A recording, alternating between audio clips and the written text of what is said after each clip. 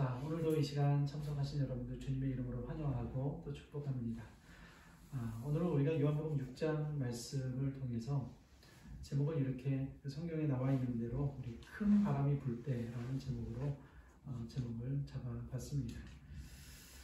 아무쪼록 이 말씀을 통해서 우리 모두가 또 깨닫게 되는 은혜, 그리고 또 이 험한 세상에서 우리가 어떻게 살아가야 할 것인가를 말씀을 통해서 우리가 정확하게 우리의 방향을 정할 수 있는 그런 시간이 될 수 있기를 간절히 부탁을 드립니다. 자, 우리가 평소에 보는 바다는요, 굉장히 낭만적입니다. 제가 부산에서 사역을 할 때 저는 가끔 이렇게 혼자 종종 바닷가를 갔던 적이 있었는데요. 가만히 앉아서 밀려오는 파도를 보면 복잡했던 마음이 좀 차분하게 또 정리가 되는 그런 때가 참 많았습니다. 그 잔잔한 이 파도가 주는 이 평온함이 이 바다에 또 있는 것을 볼 수 있었습니다. 그런데 그렇게 잔잔하던 바다에 태풍이 불면 낭만적이었던 이 바다는요, 아주 굉장히 무섭게 돌변합니다. 올해도 태풍이 와서 바닷가 주변에 있는 사람들이 많은 피해를 보지 않았습니까? 방파제가 부서지기도 하고, 또 바닷가 근처에 있는 상가들이 물에 잠기고, 또 그 안에 있는 모든 집기구들이 전부 다 이렇게 무너지는 그런 모습을 보면서, 그런 이 상가를 보며 또 자신의 그 삶의 터전을 보며 망연자실한 그 상인들의 모습을 보며 매우 안타까운 그런 경험을 올해도 우리가 경험하게 되었습니다. 이처럼 바다는 두 얼굴을 가지고 있는, 오늘 우리가 살펴볼 본문은요, 바로 이 바다에서 일어난 이야기입니다. 오늘 16절, 17절 말씀을 한번 보시기 바랍니다. 우리 다시 한번 같이 한번 봉독해 볼까요? 시작. 저물매 제자들이 바다에 내려가서 배를 타고 바다를 건너 가버나움으로 가는데 이미 어두웠고 예수는 아직 그들에게 오시지 아니하셨더니 라고 말씀을 합니다. 우리는 이 16절과 17절 말씀에서요, 뭔가가 좀 심상치 않다는 느낌을 우리가 받게 돼요. 바다를 건너는데 날이 어두워졌습니다. 날이 매우 어두워졌습니다. 그리고 예수님은 아직 오시지 않았습니다. 바다를 건너고 있는데 날이 어두운 것도 문제이지만 더욱더 큰 문제는 무엇입니까? 예수님이 오시지 않았다는 것입니다. 여러분, 우리 인생에서 가장 불안하고 위험한 때가 언제인지 아십니까? 어떤 사람은 돈이 없을 때라고 생각할 수 있지만 그렇지 않습니다. 돈이 없는 것이 우리 인생을 불안하게 한다면 돈이 있으면 그 불안함에서 해방되어야 되는데, 도리어 돈을 많이 가지고 있는 사람들이 더 불안하게 사는 모습을 보게 됩니다. 건강에 문제가 있는 것이 우리를 불안하게 한다고 생각할 수 있지만 건강에 이상이 있어도 행복하게 사는 사람들도 많아요. 여러분, 우리 인생에서 가장 불안한 때는요, 예수님이 계시지 않은 때예요. 하나님의 부재를 느끼는 때가 우리 인생에 있어서 가장 위기의 순간이라는 사실을 우리가 기억해야 됩니다. 사사기 21장 25절을 보시면 이렇게 말씀을 하죠. 그때 이스라엘의 왕이 없으므로 사람이 각기 자기의 소견에 옳은 대로 행하였더라. 사사기 시대에 왕이 없었습니다. 정말 왕이 없었습니까? 사실은 그렇지 않죠. 왜요? 하나님이 왕이셨습니다. 그런데 사람들은 하나님을 왕으로 모시지 않았어요. 하나님을 왕으로 모시지 않고 각기 자기 소견에 옳은 대로 살아갔다고 말씀을 하고 있습니다. 그렇다 보니 이스라엘의 역사 가운데서 가장 어두운 시대가 언제이냐? 바로 이 사사기 시대를 이스라엘의 역사 가운데 가장 어두운 시대로 꼽고 있습니다. 왜냐하면 하나님이 계시지 않았기 때문에 그래요. 하나님의 부재를 느끼는 순간. 그러니까 각기 자신의 생각대로 옳은 대로 행하였던 것입니다. 여러분, 하나님이 없는 삶이야말로 가장 큰 위기의 순간이에요. 우리가 인생을 살아가면서 많은 위기의 순간을 맞닥뜨리게 되지만 여러분, 분명히 기억하셔야 됩니다. 우리 인생에서 가장 큰 위기의 순간은 지금 내 삶에 하나님이 함께하지 않는다고 생각하는 그 순간이에요. 우리의 가정과 삶의 모든 영역에서 여러분, 우리가 하나님이 나와 함께하지 않는다면 그때가 가장 어두운 시기라는 것을 우리는 잊지 말아야 됩니다. 지금 당장은 문제가 없는 것처럼 보일 수 있지만 우리의 삶이 늘 평안합니까? 내가 계획한 대로 내 인생이 움직여집니까? 그렇지 않죠. 오늘 말씀과 같이 우리가 이 땅을 살아가다 보면 갑작스럽게 예기치 않은 인생의 풍랑을 만날 때가 많아요. 저도 그렇고 여러분도 그렇고. 13절을 보시기 바랍니다. 큰 바람이 불어 파도가 일어나더라. 누가 예상이나 했겠습니까? 어두운 밤에 그 바다를 건너가는데 큰 바람이 불게 될 줄은 누가 알았겠습니까? 예상치 못한 돌발 상황이 벌어졌어요. 근데 여러분, 이게 우리 인생이지 않습니까? 우리 삶을 위협하는 문제는요, 예고 없이 찾아와요. 야, 내일부터 너 힘들어질 거야. 누가 얘기하고 우리의 삶 가운데 위기가 찾아오는 것이 아니라 늘 예기치 않은 순간에 우리의 삶은 위기에 맞닥뜨릴 때가 많아요.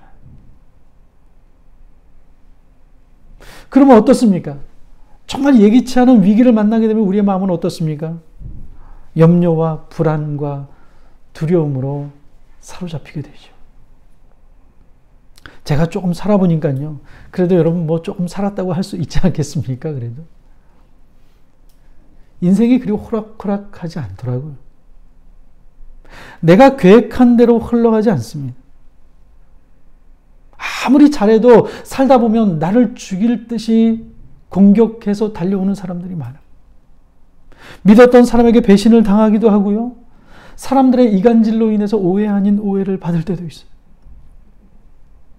또 어떤 때는 재정적인 문제로, 어떤 때는 건강의 문제로, 어떤 때는 관계의 문제로 갑작스럽게 우리의 삶이 흔들려 버릴 때가 이 땅을 살아가다 보면 누구나가 다 경험하는 위기의 순간일 것입니다. 여러분, 인생의 파도는 끊임없이 우리를 공격해 옵니다.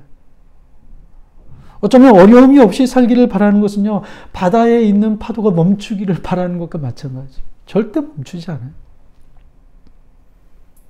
오늘날 기술이 발전하고 삶이 나아졌음에도 불구하고 여전히 여러분 자살하는 사람들이 늘어나는 이유가 무엇이겠습니까? 간단해요. 내 앞에 닥친 문제가 죽일 듯이 나를 공격해 오기 때문에 그래요. 그래서 내일에 대한 희망을 가질 수가 없는 거예요. 여러분, 사람이요, 아무리 힘들어도 내일에 대한 소망과 기대감이 있으면 그 사람은 살아요. 정말 오늘 죽을 것처럼 힘들어도 내일을 소망할 수 있으면 그 사람은 살아요. 그런데 내일을 살 소망이 없으면 죽음 위에 다른 선택을 할 수 있는 것이 없는 거예요. 누가 죽고 싶어서 죽는 사람이 있겠습니까? 아무도 없어요. 내일을 소망하지 못하기 때문에 죽는 거예요. 여러분, 앞으로 시대가 바뀌고 기술과 문명이 발전한다 해도 제가 장담하는데요.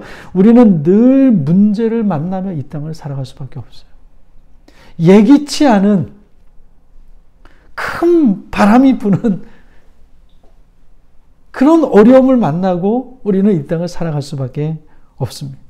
아무리 신앙생활을 열심히 한다 해도 문제없는 사람은 없어요. 아무리 많은 재물과 이 땅에 부러워하는 모든 것들을 다 가지고 있다 할지라도 문제없는 사람은 없다니까요. 그러면 기적이 일어나면 괜찮을까요? 여러분, 그 기적도요, 사실은 우리를 도와주지 못해요. 우리는 기적을 바랄 때가 많아요. 내 삶의 위기의 순간이 닥쳤을 때 기적이 일어나서 이 모든 어려움들이 금방 해결되기를 원할 때가 많아요. 그렇지만 여러분, 기적도 우리를 도와주지 못해요. 일시적일 뿐이에요. 여러분, 우리는 기적의 환상에서 벗어나야 돼요. 빨리 벗어나야 돼요. 오늘 우리가 살펴본 본문 앞부분을 보시면 예수님께서 보리떡 5개와 물고기 2마리를 가지고 5,000명이 넘는 사람을 먹이시는 우리가 너무나 잘 아는 오병이어의 기적을 행하셨습니다.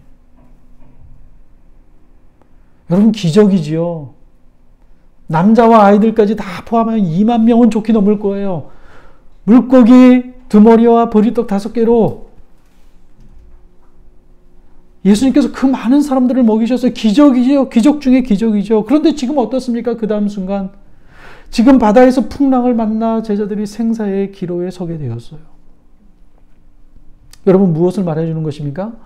어제의 기적으로 오늘을 살 수 없다는 거예요. 내가 기적을 경험했다 할지라도 그것은 시간이 지나면 과거가 되는 거예요. 또다시 우리는 이 땅을 살아가면서 위기 앞에 봉착할 때가 있다는 것입니다.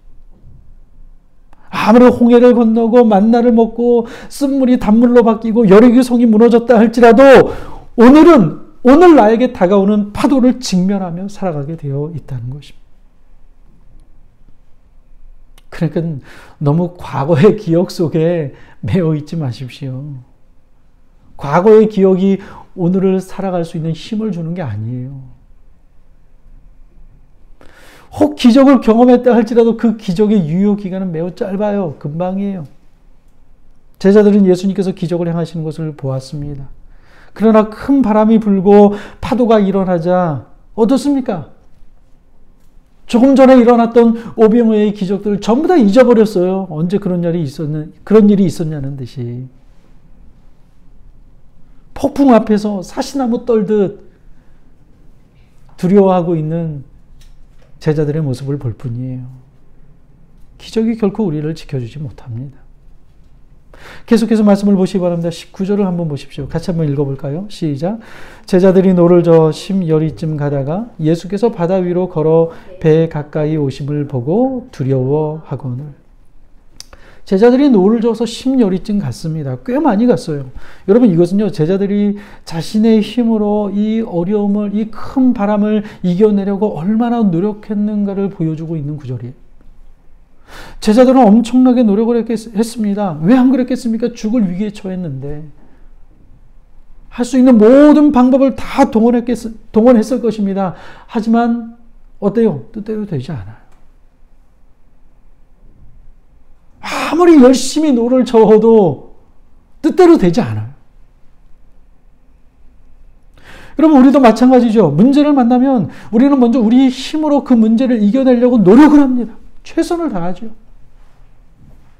작은 문제야 우리 힘으로 돈으로 인맥으로 어느 정도 해결할 수 있을지 모르지만 인생에 큰 바람이 불고 파도가 일어나면 우리 힘으로 할 수 있는 것이 하나도 없다는 사실을 그제서야 우리는 발견할 때가 많습니다. 그런 경험 해보셨잖아요.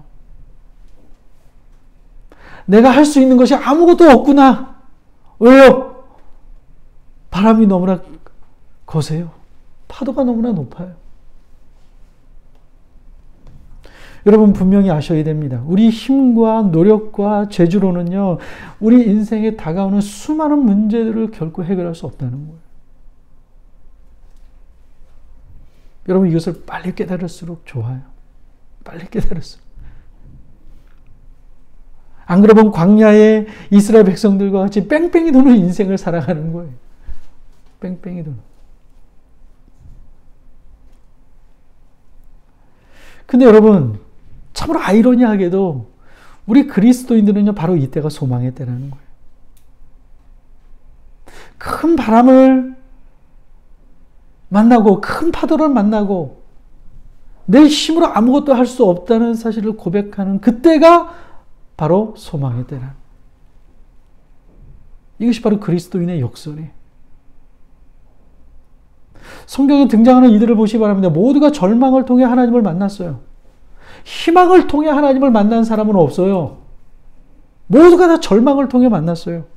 더 이상 자신의 힘과 재주로 할 수 있는 것이 없다는 사실을 깨닫는 순간 하나님을 만났습니다.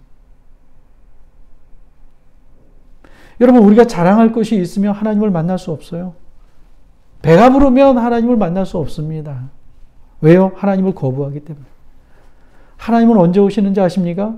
더 이상 자랑할 것도 없고 쓸 힘이 없고 내 인생에 부도가 나서 내 삶에서 어떤 소망이라는 것을 요만큼도 발견할 수 없는 그 순간에 하나님은 그때야 비로소 우리를 찾아오신다는 사실을 우리가 잊지 말아요.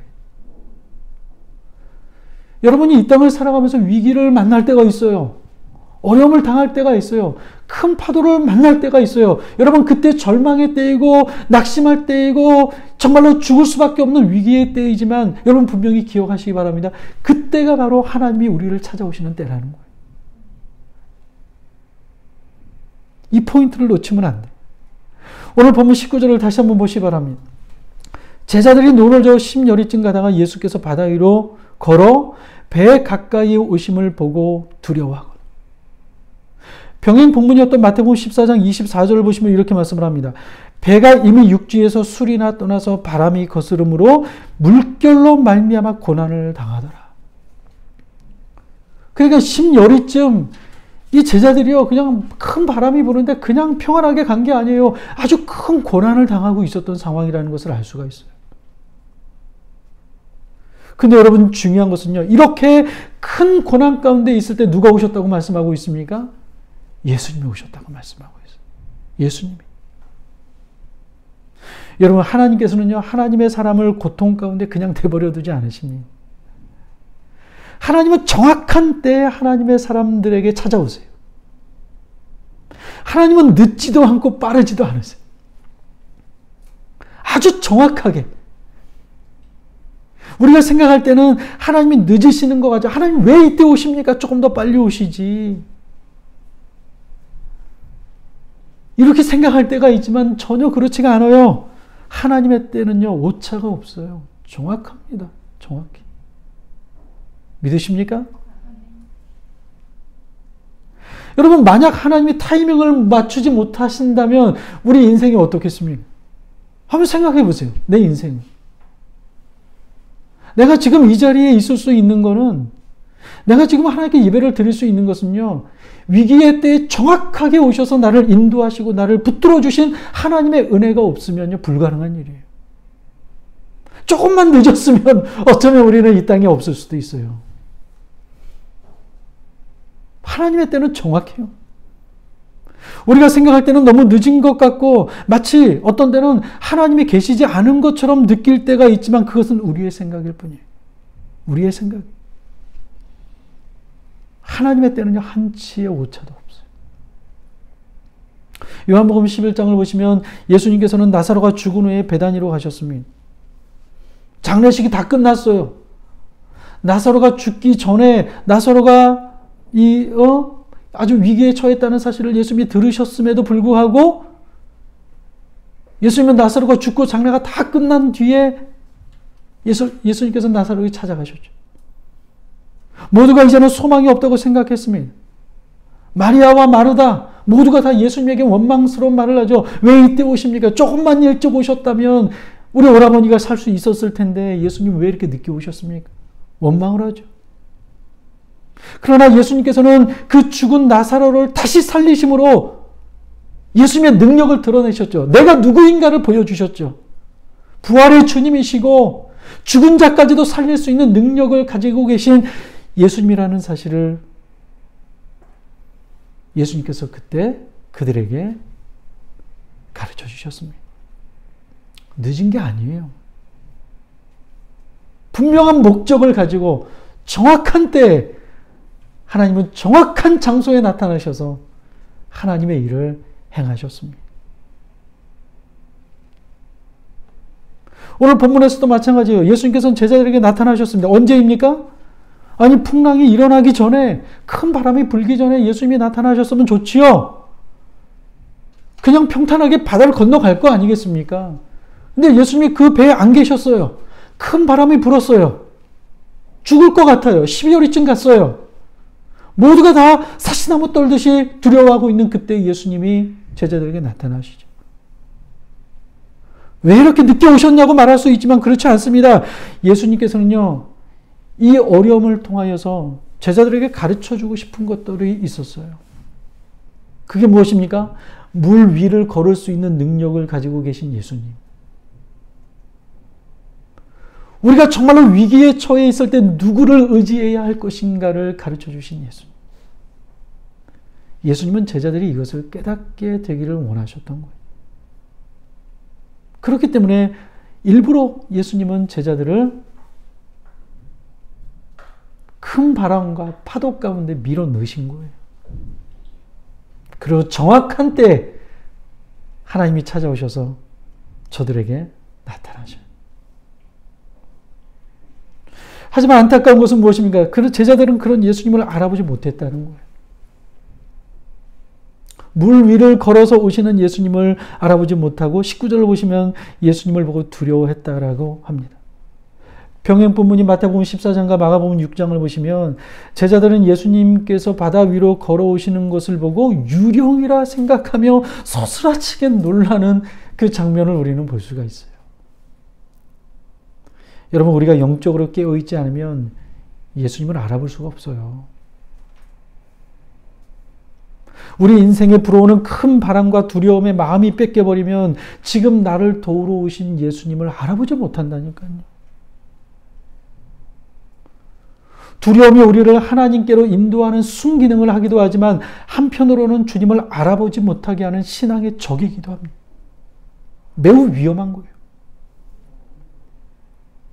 두려움이 찾아왔을 때 우리가 해야 할 것은요, 오직 주님만 바라보는 것입니다. 우리 인생에 두려움이 찾아왔을 때 우리가 해야 하는 가장 우선순위, 가장 중요한 일은 무엇이냐? 다른 것을 바라보는 것이 아니라, 나를 도와줄 다른 누군가를 바라보는 것이 아니라 하나님을 바라보아야 한다는 사실이에요. 오늘 보면 20절을 보시기 바랍니다. 예수님께서는 제자들에게 이렇게 말씀하시죠. 내니 두려워하지 말라. 내니 두려워하지 말라. 무슨 말입니까? 나를 보라는 거예요. 나를 보라는 거. 나를. 예수님께서는 제자들이 파도를 보고 두려워하기보다 예수님을 주목하기를 원하셨어요. 여러분, 우리가 무엇을 주목하느냐는 매우 중요해요. 우리는요, 우리가 주목하고 있는 것들의 영향을 받아요.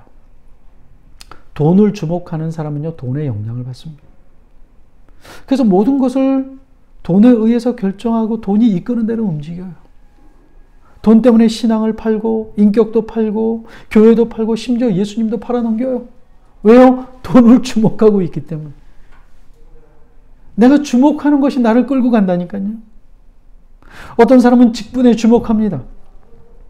그래서 막 직분을 받기 위해서 새벽 예배도 열심히 나오고 헌금도 하고 봉사도 열심히 해요. 그런데 직분을 딱 받고 나면 완전히 바뀌어요. 왜요? 주님을 바라본 게 아니라 직분을 바라봤기 때문에 그래요. 너무나 안타까운 일이죠. 여러분, 기도가 무엇입니까? 기도는요, 하나님을 바라보는 거예요. 하나님을 주목하는 행위가 기도예요. 그래서 기도 안 하는 사람은 하나님을 바라보는 사람이 아니라는 거예요. 하나님을 바라보는 사람은 기도할 수밖에 없어요. 왜요? 하나님을 주목하고 있기 때문에. 세상을 바라보면 세상이 나를 집어삼킬 듯 합니다. 세상에서 밀려오는 파도는요, 너무나도 강력해요. 저도 경험해보니까요, 이 세상에서 우리에게 밀려오는 이 파도가 얼마나 강력한지 몰라요. 그래서 세상을 바라보면 시선이 흐트러져요. 시선이 흐트러지니까 염려가 찾아오고 두려움이 찾아오더라고요. 제자들도 마찬가지예요. 배 위에서 파도를 보니까 염려가 생겨요. 아, 죽을 수도 있겠구나. 시선이 흐트러져요. 파도를 보니 염려와 두려움에 빠지게 되죠. 그러니 염려와 두려움에 빠지게 되니까 물 위를 걸어서 오시는 예수님을 알아보지 못하는 거예요. 여러분, 예수님이야말로 기적의 주인공이시죠.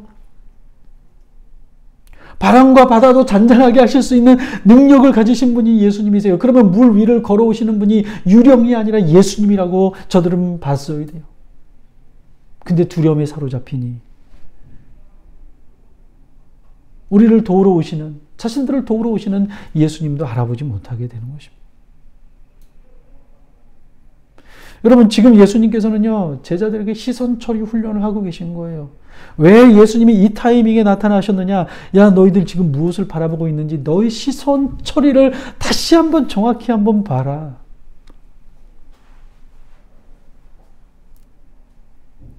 예수님은요, 제자들이 큰 바람이 부는 것 같은 이 세상에서 무엇을 바라보아야 되고 무엇을 붙들어야 하는가를 정확히 깨닫기를 원하셨습니다. 바다 위에서만 큰 바람이 부는 게 아니죠. 앞으로 이 제자들이 복음을 들고 정말 여기저기 가서 복음을 증거하는 삶을 살아갈 때 얼마나 많은 인생의 풍랑과 파도가 일어나겠습니까? 예수님은 지금 제자들에게 말씀하고 있는 거예요. 야, 너 그때 무엇을 바라봐야 되는지 알아? 나를 바라봐야 돼. 그러지 않으면 너는 이 길을 갈 수 없어. 사랑하는 여러분, 지금 나를 흔드는 것이 있습니까? 지금 여러분을 흔드는 것이 무엇인지 모르지만, 저는 모르지만, 여러분, 지금 여러분들을 흔들고 있는 그것을 바라보지 마시기 바랍니다. 하나님께서는 우리가 우리의 인생 가운데 흔들리는 것을 바라보지 않고, 상황이 어떠할지라도 오직 하나님만을 바라보기를 원하시고, 오늘 이 말씀을 통해서 우리에게 주시는 주님의 강력한 메시지는 바로 이것입니다. 흔들리는 세상에서 지금 시선 처리 정확히 하고 있니? 모르시는 거예요. 환난 당한 후에 믿음 생활이 더욱 안정되는 분들이 있어요. 왜냐하면 그 환난으로 인해서 오직 하나님만을 바라보는 법을 배웠기 때문에 그래요. 어떤 사람은 환난을 당하면 완전히 무너져 버리는 사람이 있는가 하면 어떤 사람은 그 환난으로 인하여서 더욱더 신앙이 굳어지는 사람이 있어요. 그 차이점이 뭔지 아십니까? 내가 가지고 있는 능력이 유무가 아니에요. 무엇을 바라보느냐. 여기에 차이가 있는 거예요. 하나님을 바라보게 되었을 때 아무리 나를 죽일 것 같은 환난이 찾아오게 돼도 그리스도인들이 경험하는 게 무엇입니까? 평안함이에요. 평안함. 내 마음의 평안함. 하나님을 주목하니 하나님께서 주시는 평안을 경험하게 되는 것입니다. 여러분 이 경험이 있으십니까? 있어야 돼요. 몇십 년 교회를 왔다 갔다 해도 이 경험이 없으시다면 정말 예수님께로 다시 시선 처리하셔야 됩니다. 오늘 본문에서 예수님께서 물 위를 걷는 기적을 경험한 것보다 물 위를 걸어오시는 예수님의 이 기적을 경험한 것보다 더 중요한 게 무엇이냐면요. 여러분 우리가 찾아오신 예수님을 모셔야 한다는 거예요. 모셔야 한다. 오늘 21절 말씀을 한번 보시기 바랍니다. 같이 한번 읽어볼까요? 시작. 이에 기뻐서 배로 영접하니 배는 곧 그들이 가려던 땅에 이르렀더라. 예수님을 모시니 기뻐서 기쁨으로 그들이 가려던 땅에 이르게 되었다고 말씀을 하고 있습니다. 여러분 주님을 모시고 나니까요 다른 게 아니에요. 기쁨이 있어요. 주님이 인도하시니까요 주님이 내가 원하는 목적지까지 우리를 인도해 주신다는 거예요. 여러분 진짜 기적은 이게 아니겠습니까?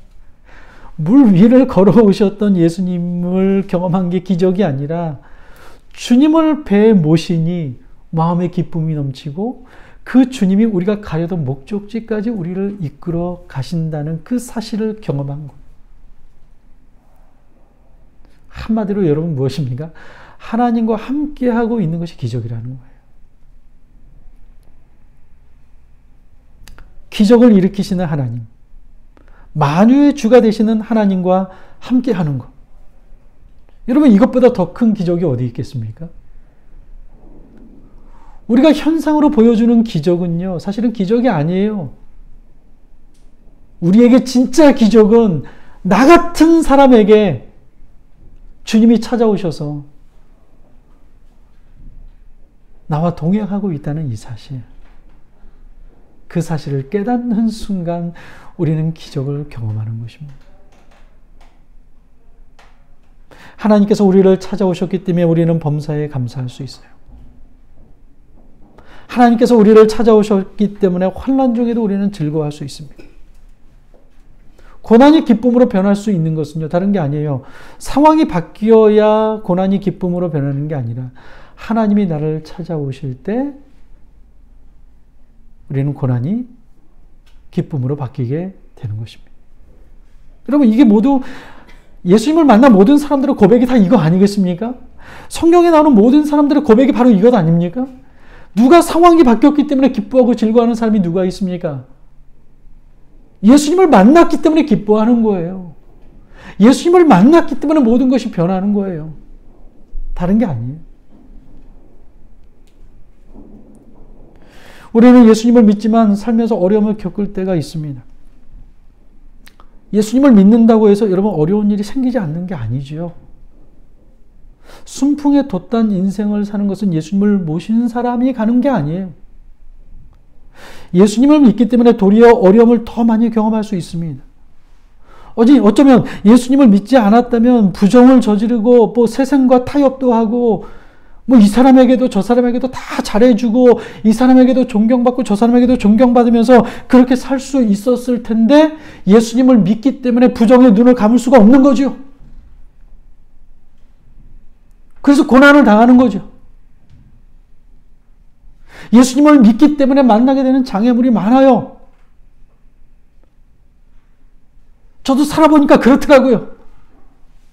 예수님을 믿기 때문에 나를 공격하는 사람을 만나기도 하고요. 예수님을 믿기 때문에 낙심해야 될 상황을 만나기도 하고요. 예수님을 믿기 때문에 많은 것들을 잃어버리기도 합니다.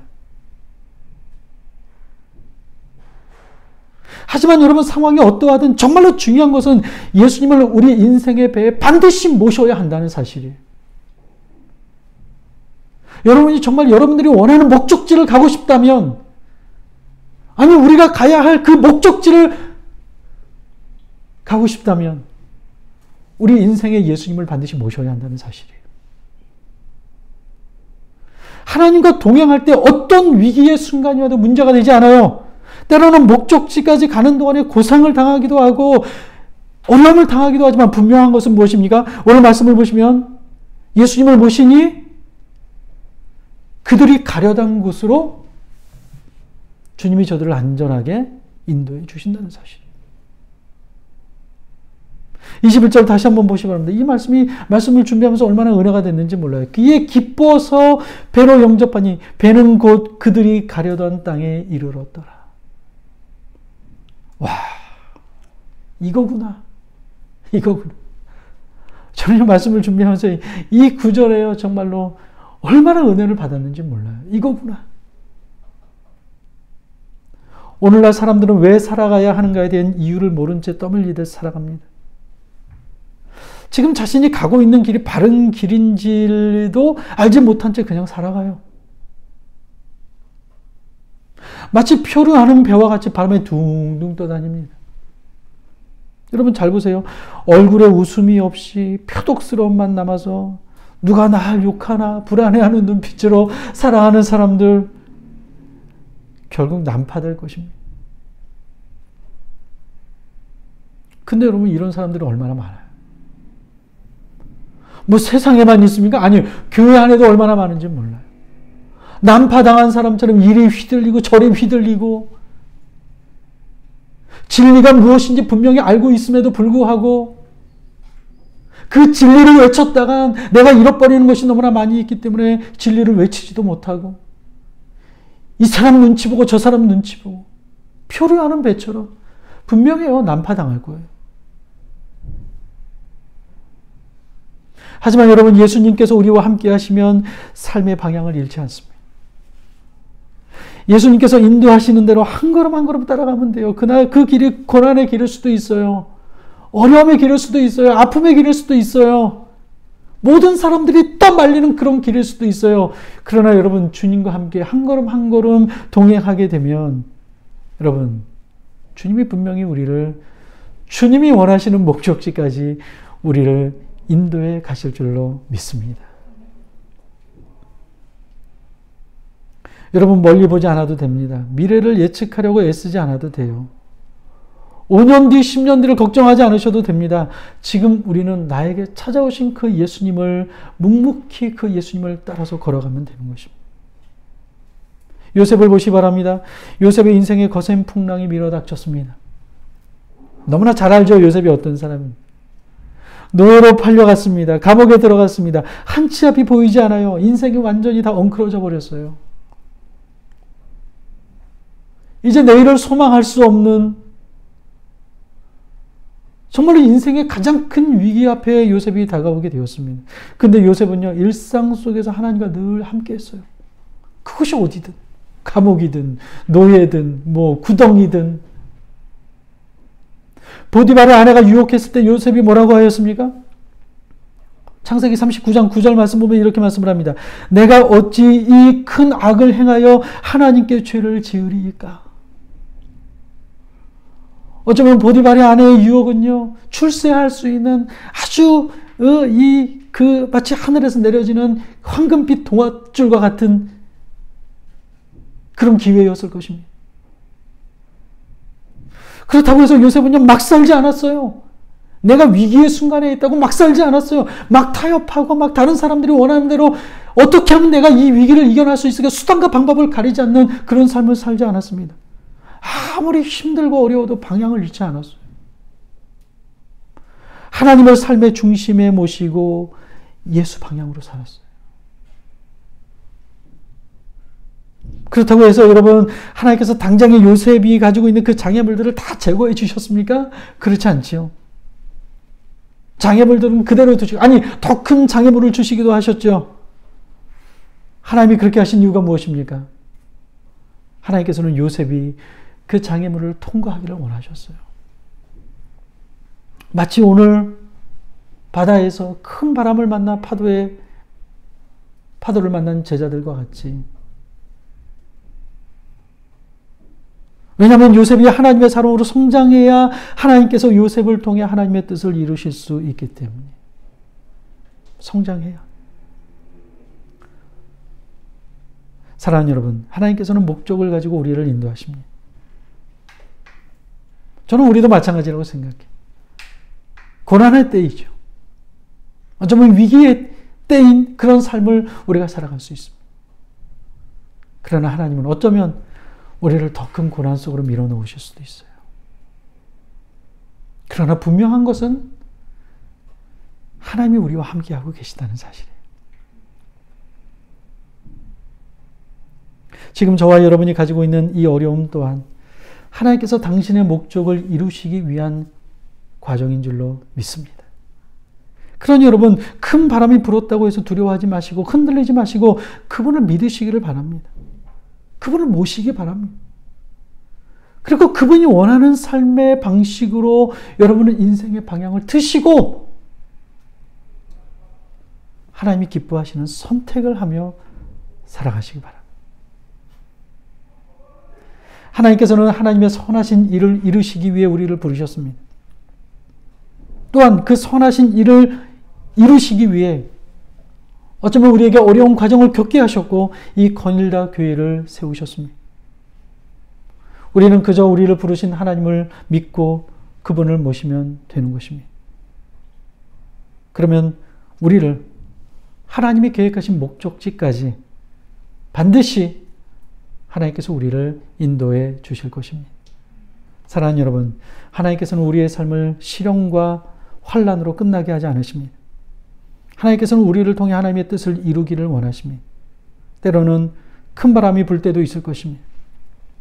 두려움에 빠지게 되는 때도 있을 것입니다. 하나님께서는 우리가 하나님만 바라보기를 원하십니다. 오직 하나님께만 소망이 있음을 확신하는 삶을 살아가기를 원하십니다. 예수님께서 바다 가운데 큰 바람을 만난 제자들을 찾아오셔서 내니 두려워하지 말라고 말씀하신 것처럼 우리의 삶 가운데 풍랑을 만나게 되면, 인생의 큰 풍랑을 만나게 되었을 때 주님이 우리에게도 동일하게 내니 두려워하지 말라 말씀하신 것입니다. 하나님께서는 멀리 계시지 않습니다. 하나님은 가까이 계십니다. 하나님께서는 우리를 돌보십니다. 하나님은 우리를 책임지십니다. 하나님께서 우리를 인도하셔서 목적지까지 우리를 이끌어 주실 것입니다. 그 하나님을 믿고 흔들리지 않는 그 하나님만을 바라보며 믿음으로 승리하는 삶을 살아가는 저와 여러분이 되시길 주님의 이름으로 간절히 축원합니다. 기도하겠습니다.